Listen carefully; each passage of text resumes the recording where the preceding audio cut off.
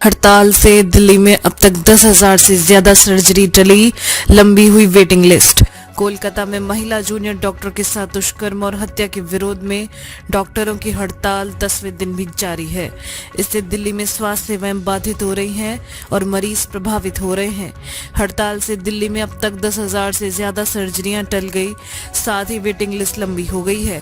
अकेले एम्स में अब तक 5,000 मरीजों की सर्जरी टल गई। कोलकाता के आरजी कर मेडिकल कॉलेज में महिला जूनियर डॉक्टर की दुष्कर्म के बाद हत्या की घटना से आक्रोशित रेजिडेंट डॉक्टरों की हड़ताल सुप्रीम कोर्ट के राष्ट्रीय टास्क फोर्स गठित करने के फैसले के बाद भी खत्म नहीं हुई। दिल्ली में लगातार 9वें दिन AIIMS, Safdarjung, RML, Lady Hardinge medical college, Loknayak, GB Pant सहित सभी बड़े बड़े अस्पतालों में ओपीडी सेवाएं प्रभावित रहेंगी और नियमित सर्जरी भी ठप रही। इस वजह से दिल्ली की चिकित्सा सेवाएं चरमरा चुकी हैं। मरीज इलाज के लिए भटकने को मजबूर हैं। 12 अगस्त से शुरू हुई थी हड़ताल। रेजिडेंट डॉक्टरों ने 12 अगस्त को अस्पतालों में हड़ताल शुरू की थी। तब से अब तक लगातार ओपीडी व नियमित चिकित्सा सेवाएं प्रभावित हैं।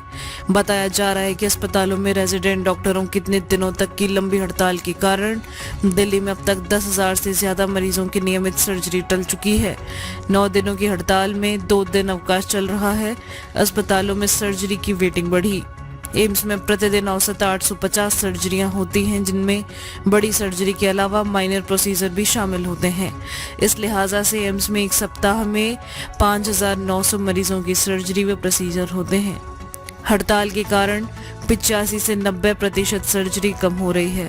इस वजह से अकेले एम्स में करीब 5,000 मरीजों की सर्जरी व प्रोसीजर टल चुके हैं। हड़ताल से दिल्ली में अब तक 10,000 से ज्यादा सर्जरी टली, लंबी हुई वेटिंग लिस्ट।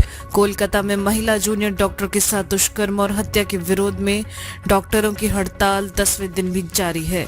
इससे दिल्ली में स्वास्थ्य सेवाएं बाधित हो रही हैं और मरीज प्रभावित हो रहे हैं। हड़ताल से दिल्ली में अब तक 10,000 से ज्यादा सर्जरियां टल गई, साथ ही वेटिंग लिस्ट लंबी हो गई है।